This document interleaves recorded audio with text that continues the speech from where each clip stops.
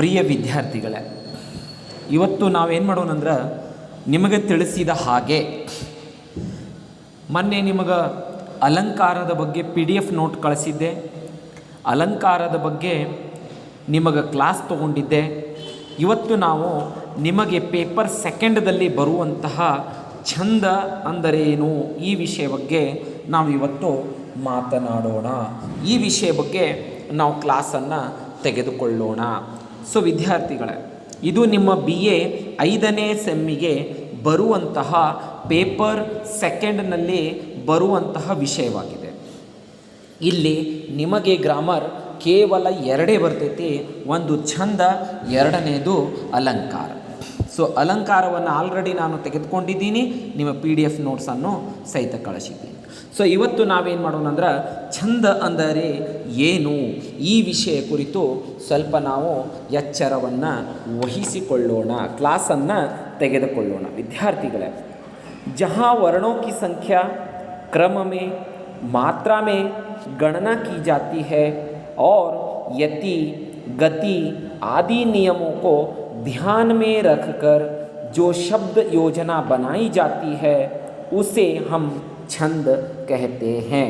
देखिए, छंद का मीनिंग ही कन्नड़ में क्या होता है? छंद ಅಂದರೆ ಕನ್ನಡದಲ್ಲಿ ಛಂದ ಅಂದರೆ ಏನು?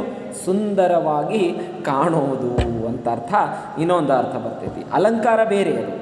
ಓಕೆ, ಛಂದ ಅಂದ್ರೇನು? ಇಲ್ಲಿ ನಾವು ಕ್ರಮ, ಸಂಖ್ಯೆ, ವರ್ಣಗಳನ್ನು ಆಧಾರವಾಗಿಟ್ಟುಕೊಂಡು, ಸಂಖ್ಯೆಗಳನ್ನು ಆಧಾರವಾಗಿಟ್ಟುಕೊಂಡು, ಕ್ರಮಗಳನ್ನು ಆಧಾರವಾಗಿಟ್ಟುಕೊಂಡು, ಮಾತ್ರೆಗಳನ್ನು ಆಧಾರವಾಗಿಟ್ಟುಕೊಂಡು ಅವುಗಳನ್ನು ಗಣನೆ ಮಾಡುತ್ತಾ ಹೋಗಿ ಮತ್ತು ಯತಿ ಗತಿ ಇತ್ಯಾದಿ ನಿಯಮಗಳನ್ನು ನಾವು ಲಕ್ಷ್ಯದಲ್ಲಿ ಇಟ್ಟುಕೊಂಡು ಒಂದು ಶಬ್ದದ ಒಂದು ಯೋಜನೆಯನ್ನು ನಾವೇನು ಮಾಡ್ತೀವಲ್ಲ ಅದನ್ನು ನಾವೇನು ಹೇಳ್ತೀವಂದ್ರೆ ಛಂದ ಅಂಥೇಳಿ ಹೇಳ್ತೀವಿ. ಇದು ನೆನಪಿಟ್ಕೊಳ್ಳುವಂಥದ್ದು. देखिए, छंद का मीनिंग होता है बंधन. क्या होता है? ಬಂಧನ್. ಛಂದಕ ಅರ್ಥನೇ ಏನಾಗ್ತೈತೆ ಅಂದ್ರೆ ಬಂಧನ. ಬಂಧನ ಅಂದರೆ ಕಟ್ಟುವುದು ಅಂದರೆ ಕಟ್ಟಿ ಹಾಕೋದು ಅಂದರೆ ಹೇಳಿದೆ ನಿಮಗೆ. ಯತಿ ಗತಿ ಗಣ ಇತ್ಯಾದಿ ನಿಯಮಗಳನ್ನು ಆಧಾರವಾಗಿಟ್ಟುಕೊಂಡು ನಾವು ಕಟ್ಟಿ ಹಾಕಿದೀವಿ ಅಂದ್ರೆ ಅದು ಛಂದ ಆಗ್ತದೆ. ಗದ್ಯ ಕಾ ನಿಯಮ ಯದಿ ವ್ಯಾಕರಣ है तो छंद का नियम क्या होता है? ಪದ ಕಿ ರಚನಾ ಮಾನಿ ಜಾತಿ ಹೇ. ನೋಡ್ರಿ, ಗದ್ಯದಲ್ಲಿ ಯಾವುದಂದ್ರೆ ವ್ಯಾಕರಣ ಅಂದರೆ ಗದ್ಯ ಅಂದರೆ ಕಥೆ, ಉಪನ್ಯಾಸ ಇತ್ಯಾದಿಗಳನ್ನು ನಾವೇನು ಹೇಳ್ತೀವಿ ಅಂದರೆ ಗದ್ಯ ಅಂತ ಹೇಳ್ತೀವಿ. ಆ ಗದ್ಯಕ್ಕೆ ಮುಖ್ಯವಾಗಿ ನಿಯಮವಾಗಿ ನಾವು ಏನು ನೋಡ್ತೀವಿ ಅಂದ್ರೆ ವ್ಯಾಕರಣವನ್ನು ಮುಖ್ಯವಾಗಿ ನಾವು ನೋಡ್ತಾ ಇದ್ದೀವಿ. ಏನು ನೋಡ್ತಾ ಇದ್ದೀವಿ ನಾವು? ವ್ಯಾಕರಣವನ್ನು ಮುಖ್ಯವಾಗಿ ನಾವು ನೋಡ್ತೀವಿ. ವ್ಯಾಕರಣ ಅದರಲ್ಲಿ ಮುಖ್ಯವಾದ್ರೆ ಛಂದದಲ್ಲಿ ಏನಂದ್ರೆ ಪದ. ಛಂದದಲ್ಲಿ ಏನು ಬೇಕು? ಛಂದದಲ್ಲೇ ಪದ ಅನ್ನೋದು ಬಹಳ ಇಂಪಾರ್ಟೆಂಟ್ ಇಟ್ಕೋತೀವಿ ನಾವು. ಪದ ನೋಡ್ರಿ, ಛಂದ ಅಂದರೆ ಪದ. ಇಲ್ಲಿ ಈ ವಿಷಯವನ್ನು ನಾವು ಲಕ್ಷ್ಯ ಕೊಟ್ಟು ಕೇಳಬೇಕು.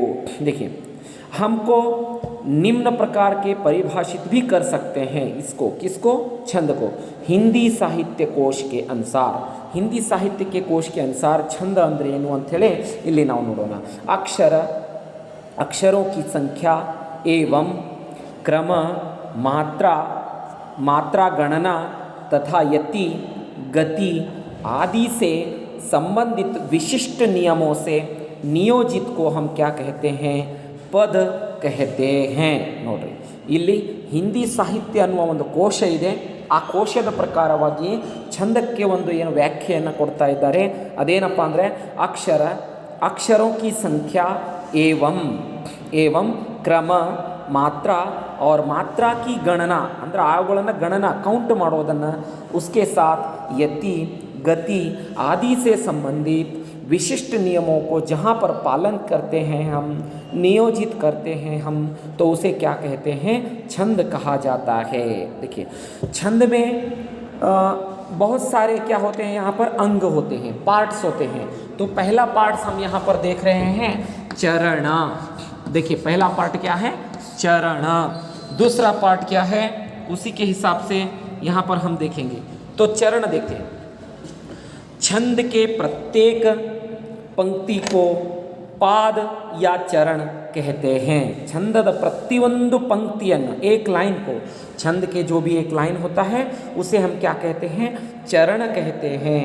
प्रत्येक छंद की देखिए ಸಾಮಾನ್ಯತರ 4 पंक्तियाँ होती हैं ನೋಡಿ ಇಲ್ಲಿ ಬಹಳಷ್ಟು ನಾವು ವಿಚಾರ ಮಾಡುವಂಥದ್ದು ಇಲ್ಲಿ ಏನು ಮಾಡ್ತಾ ಇದೀವಿ ಅಂದ್ರೆ 4 पंक्तिಯ 4 ಲೈನಿಂದು ಒಂದು ಇಲ್ಲಿ ಏನಾಗಿರ್ತದೆ ಅಂದ್ರೆ पंक्तिಗಳು ಇರ್ತಾವ छंद में प्राय 4 चरण होते हैं छंद में कितने चरण होते हैं 4 चरण होते हैं प्रत्येक चरण में अथवा पाद में वर्गों अथवा मात्राओं की संख्या के अनुसार यहाँ पर पाद या चरण 3 प्रकार के होते हैं नोड्री चरण कितने होते हैं 4 ಅಂದ್ರೆ 4 ಒಂದೊಂದು ಲೈನಿಗೆ ಒಂದೊಂದು ಚರಣ ಒಂದೊಂದು ಪಾದ ಅಂತ ಹೇಳ್ತೀವಿ ಪಾದ ಅಂದ್ರೆ ಅಡಿಪಾಯ ಹಂಗೆ ಇಲ್ಲಿ ಛಂದದಲ್ಲಿ ಬಹಳಷ್ಟು ನಾವು ವಿಚಾರ ಮಾಡೋದಂದ್ರೆ ಏನು 4 ಪದಗಳ ಒಂದು ಪದ್ಯ ಇರ್ತೈತಿ ಆ ಪದ್ಯ ಪ್ರತಿಯೊಂದು ಲೈನಿಗೆ ನಾವೇನು ಹೇಳ್ತೀವಿ ಅಂದರೆ ಚರಣ ಅಥವಾ ಪಾದ ಅಂತ ಹೇಳ್ತೀವಿ ಇಲ್ಲಿ ಚರಣದಲ್ಲಿ ಮತ್ತೇನು ಮಾಡ್ತಾರೆ ಅಂದ್ರೆ 3 ಪ್ರಕಾರವಾಗಿ ಅವರು ಡಿವೈಡ್ ಮಾಡ್ತಾರೆ ಪ್ರಥಮ ಏನಂದ್ರೆ ಸಮಚರಣ ಅಂದ್ರೆ जिस छंद के चारों चरण की मात्राएं या वर्णों का रूप समान होता है तो उसे हम क्या कहते हैं ಸಮಚರಣ ಅಂದರೆ ಇಲ್ಲಿ 4 ಲೈನಿನಲ್ಲಿ ಇಲ್ಲಿ ವರ್ಣಗಳ ಸಂಖ್ಯೆ ಮತ್ತು ಚರಣಗಳ ಸಂಖ್ಯೆ ಮಾತ್ರೆಗಳ ಸಂಖ್ಯೆ ವರ್ಣಗಳ ಸಂಖ್ಯೆ ಸಮಾನಾಂತರವಾಗಿ ಬಂದಾಗ ಅದನ್ನು ನಾವೇನು ಹೇಳ್ತೀವಿ ಅಂದ್ರೆ ಸಮ ಅಂದರೆ ಫಸ್ಟ್ ಲೈನ್ ಒಳಗೂ 15 ಬಂತು ಎರಡನೇ ಲೈನ್ ಒಳಗೂ 15 ಬಂತು ಮೂರನೇ ಲೈನ್ ಒಳಗೂ 15 ಬಂತು ನಾಲ್ಕನೇ ಲೈನ್ ಒಳಗೂ ಬಂತು 15 ಇಲ್ಲಿ ಏನಾಗ್ತದೆ ಅಂದರೆ ಆವಾಗ ನಾವೇನು ಹೇಳ್ತೀವಿ ಇದನ್ನು ಸಮಚರಣ ಅಂತ ಹೇಳ್ತೀವಿ ಓಕೆ नेक्स्ट विद्यार्थिಗಳ दूसरा क्या है अर्ध सम ಅಂದ್ರೆ ಇಲ್ಲಿ ಏನಾಗಿರ್ತದೆ ಅಂದ್ರೆ जिस छंद में प्रथम और तृतीय तथा द्वितीय और चतुर्थ पद मात्राओं या वर्णों के समानता होती है तो उसे हम अर्धचरण कहते हैं ಇಲ್ಲಿ ಅರ್ಧಚರಣವಾಗಿ ಏನಂದ್ರೆ ಒಂದನೇ ಲೈನ್ ಸಮಾನವಾಗಿರ್ತದೆ ಅದಾದಮೇಲೆ ಮೂರನೇ ಲೈನ್ ಸಮಾನವಾಗಿರ್ತದೆ ಅಂದ್ರೆ ಒಂದನೇ ಲೈನು ಮತ್ತು ಮೂರನೇ ಲೈನ್ ಸಮಾನಾಗಿರ್ತದೆ ಅದೇ ರೀತಿ ಎರಡನೇ ಲೈನು ಮತ್ತು ಇಲ್ಲೇನಾಗಿರ್ತದೆ ಅಂದರೆ ನಾಲ್ಕನೇ ಲೈನು ಸಮಾನವಾಗಿರ್ತದೆ ಓಕೆ ಅಂದರೆ ಒಂದು ಲೈನ್ ಬಿಟ್ಟು ಒಂದು ಸಮಾನ ಆಗಿರ್ತದೆ ಎರಡು ಏನಾಗಿದೆ ಅಂದರೆ ಎರಡನೇ ಲೈನ್ ಸಮಾನ ಇರಂಗಿಲ್ಲ ಇಲ್ಲಿ ನಾಲ್ಕನೇ ಲೈನ್ ಸಮಾನ ಇರಂಗಿಲ್ಲ ಒಂದು ಮತ್ತು ಮೂರನೇದು ಸಮಾನವಾಗಿರ್ತದೆ ಇಲ್ಲಿ ಮತ್ತೇನಾಗಿರ್ತದೆ ಅಂದರೆ ಎರಡು ಮತ್ತು ನಾಲ್ಕನೇ ಸಮಾನ ಆಗಿರ್ತದೆ ಉದಾಹರಣೆಗಾಗಿ ಮೊದಲನೇ ಲೈನ್ 15 ಇದ್ರೆ ಎರಡನೇ ಲೈನ್ 13 ಇರ್ತದೆ ಮತ್ತು ಮೂರನೇ ಲೈನ್ 15 ಇರ್ತದೆ ಮತ್ತು ನಾಲ್ಕನೇ ಲೈನ್ 13 ಇರ್ತದೆ ಅಂದರೆ ಎರಡನೇ ಲೈನ್ ಒಳಗೆ 13 ಬಂತು ನಾಲ್ಕನೇ ಲೈನ್ ಒಳಗೆ 13 ಬಂತು ಅಂದರೆ ಇವೆರಡು ಸಮ ಅದು ಹಂಗನ ಮೊದಲನೇ ಲೈನ್ ಒಳಗೆ 15 ಬಂತು ಮೂರನೇ ಲೈನ್ ಒಳಗೆ 15 ಬಂತು ಅಂದರೆ ಒಂದನೇ ಮತ್ತು ಮೂರನೇ ಲೈನ್ ಸಮಾನವಾಗಿರ್ತದೆ ಮತ್ತು ಎರಡನೇ ಮತ್ತು ನಾಲ್ಕನೇ ಲೈನ್ ಸಮಾನವಾಗಿರ್ತದೆ ಅದನ್ನು ಅರ್ಧ ಸಮ ಅಂಥೇಳಿ ಚರಣ ಅಂತ ಹೇಳ್ತೀವಿ ನೆಕ್ಸ್ಟ್ विषम चरण जिन छंदों में 4 से ज़्यादा चरण हो और उनमें कोई समानता ना हो तो उनको क्या कहा जाता है यहाँ पर विषम चरण कहा जाता है नोड्री इल्लेनंद्रे 4 लाइन जिन छंदों में 4 से ज़्यादा चरण हो ಯಾವ ಛಂದದಲ್ಲಿ 4 ಲೈನಿಗಿಂತ ಹೆಚ್ಚಿಗೆ ಲೈನ್ ಇರ್ತೈತಿ ಮತ್ತು ಒಂದಕ್ಕೆ ಒಂದು ಲೈನ್ಗಳು ಸಮಾನತೆ ಇರೋದಿಲ್ಲವೋ ಅವುಗಳನ್ನು ನಾವು ವಿಷಮ ಚರಣ ಅಂಥೇಳಿ ಕರಿತೀವಿ ಪ್ರಥಮ तृतीय चरण को विषम चरण कहते हैं जैसे कुंडलिया और छप्पಯ್ಯ आदि ನೋಡ್ರಿ ಈ ರೀತಿಯಾಗಿ ನಾವೇನೇನು ಮಾಡಿದ್ದೇವೆ ಅಂದ್ರೆ छंद के प्रकार हमने इसमें यहाँ पर चरण में देखा गया अंग देखा हमने तो नेक्स्ट लाइन में चलते हैं वर्ण किसे कहते हैं छात्रों वर्ण देखिए ग्रामेटिकल में आपने पढ़ा होगा वर्ण हम किसे कहते हैं आप सभी को पता है ओके तो वर्ण देखिए जो चिन्ह जो मुख से निकलने वाली ध्वनि को सूचित करने के लिए निश्चित किए जाते हैं उसे वर्ण कहते हैं और इसमें क्या है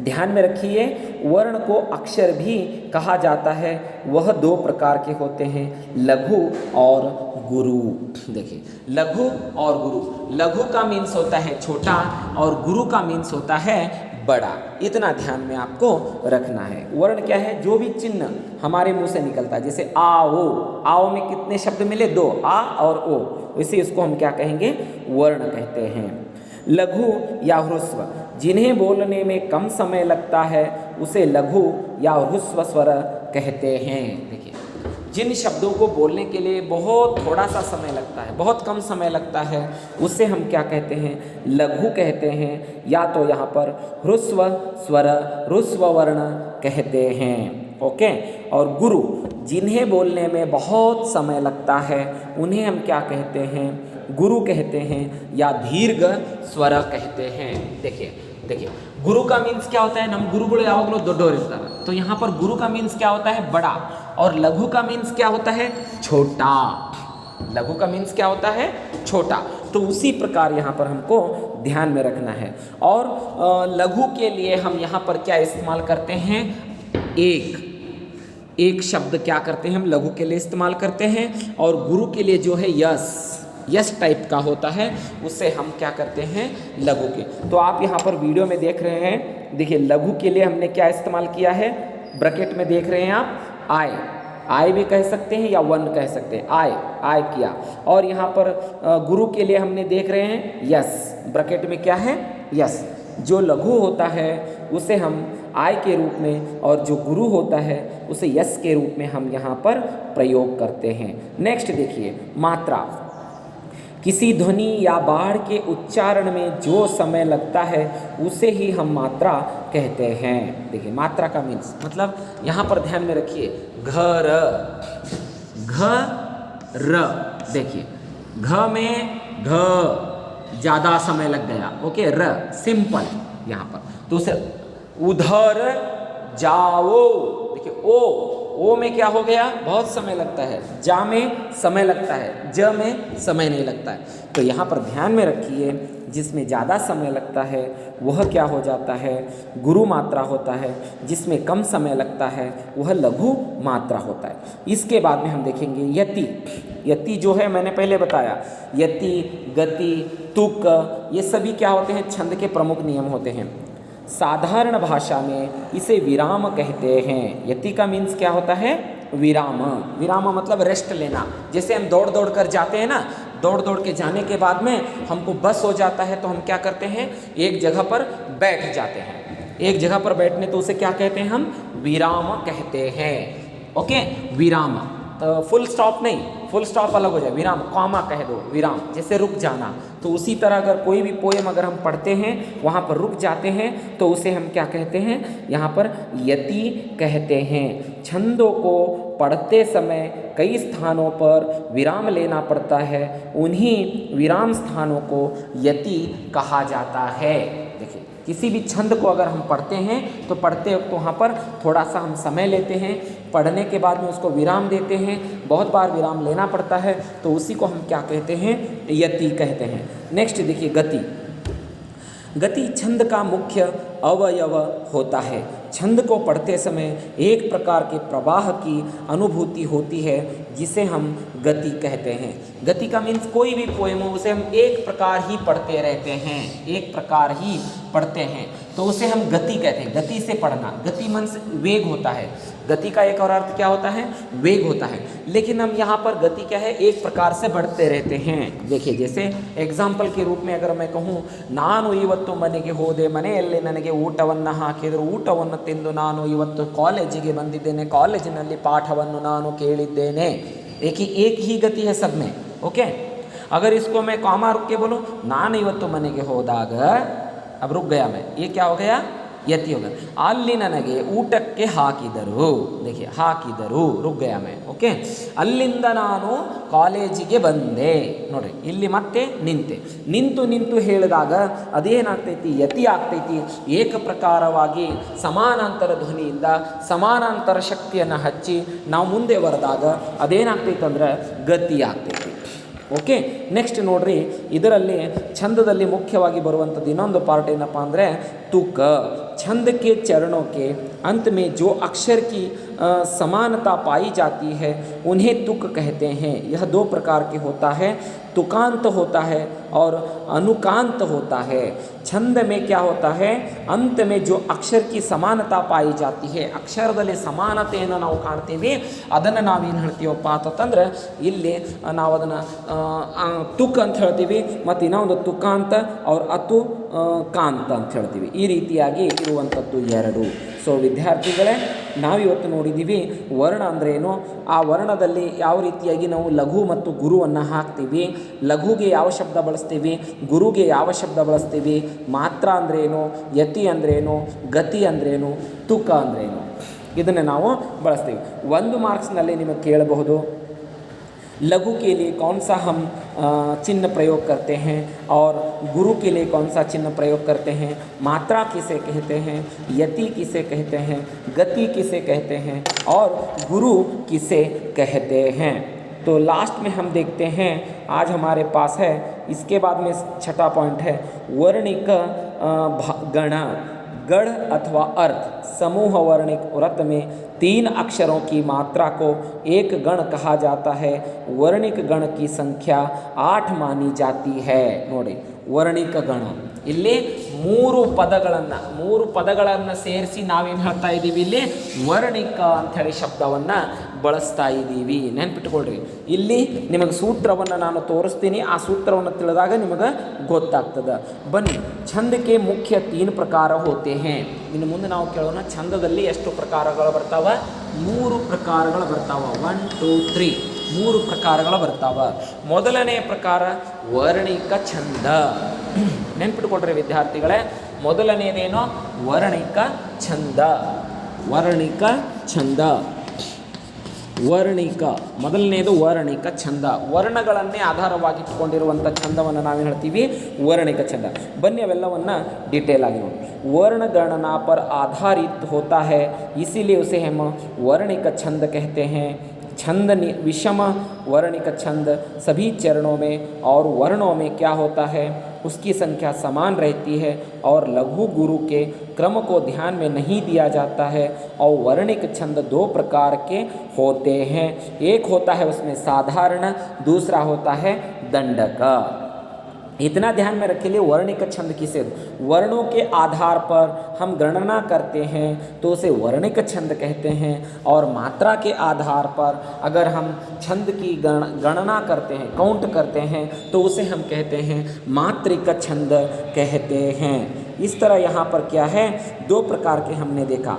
मेन वर्णिक छंद, उसका नाम ही बोलता है वर्ण. वर्ण को आधार में रखकर जिसकी गणना की जाती है, जो छंद की गणना की जाती है, उसे वर्णिक छंद कहते हैं.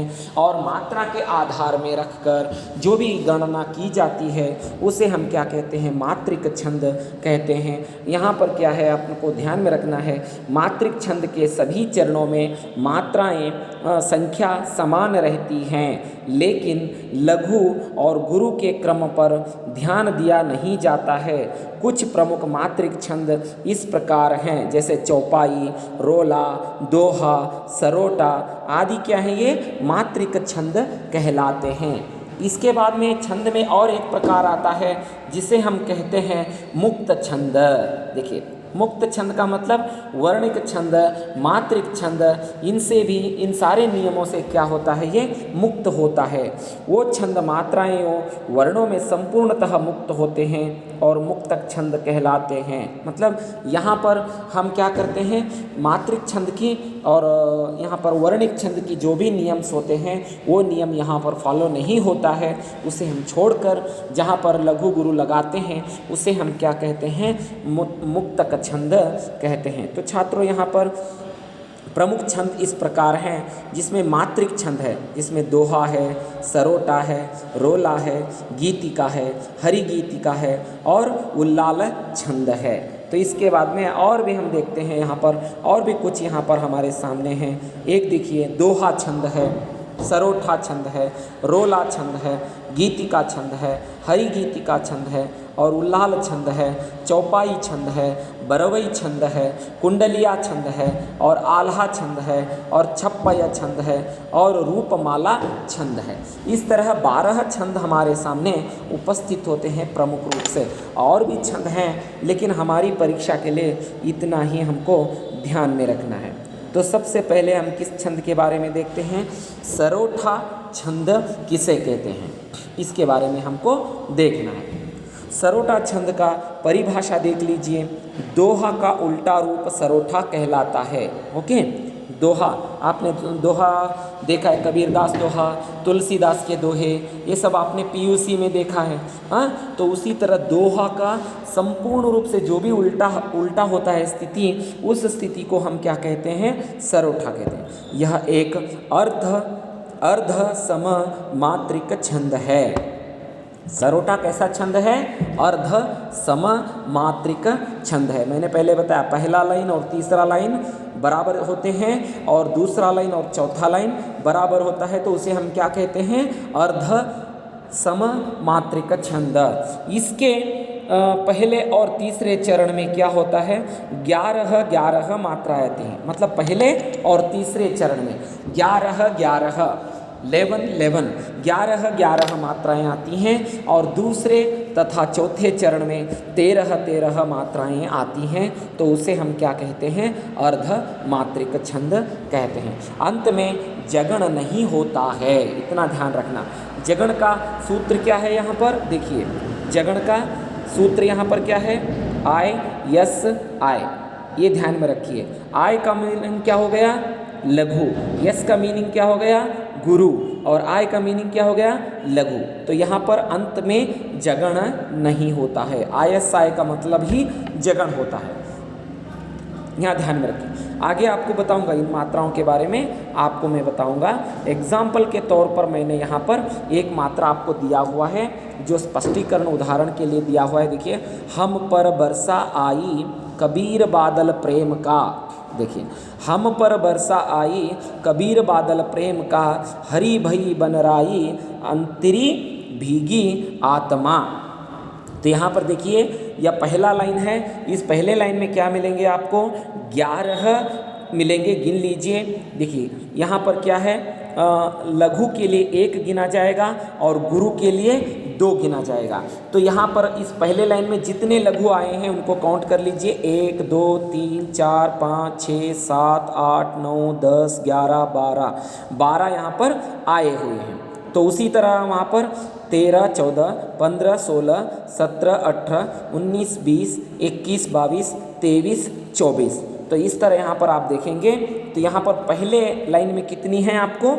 देखिए यहाँ पर पहले लाइन में कितनी है? लघु कितना है? 11 है और गुरु कितने हैं? 13 है। तो इस तरह पहले लाइन में आपको कितना मिल गया? 24 मात्राएं मिल गईं। उसके बाद में देखिए हरी बई बनराई अंतरी भीगी आत्मा, इसमें भी क्या होता है? यहाँ पर 11 + 13 24 मात्राएं आपको देखने के लिए मिलती हैं। तो इतना ध्यान में रखिए। यहाँ लास्ट में क्या है? ISI नहीं आया है, मतलब यहाँ पर जगण नहीं आया है। नीचे का एक लाइन मैंने खाली छोड़ा है, उसे आप ढालने का प्रयास कीजिए। ओके, तो नेक्स्ट चढ़ते हैं हम। नेक्स्ट आते हैं दूसरे, इसके ऊपर आते हैं हम। देखिए दोहा। दोहा क्या है? दोहा की परिभाषा। अभी हमने सरोटा देखा और अब हम देखते हैं दोहा। दोहा का मीनिंग ही होता है 2 लाइन। दोहा का मीनिंग ही होता है 2 लाइन का पद्य, इसलिए दोहा। देखिए दोहा, तो इसमें देखिए दोहा का अर्थ है सममात्रिक छंद। ध्यान में रखिए, सरोटा हमेशा दोहा का उल्टा होता है और दोहा में क्या है? सममात्राएं होती हैं और सरोटा में क्या है? सममात्राएं नहीं होती हैं। दोहा में क्या है?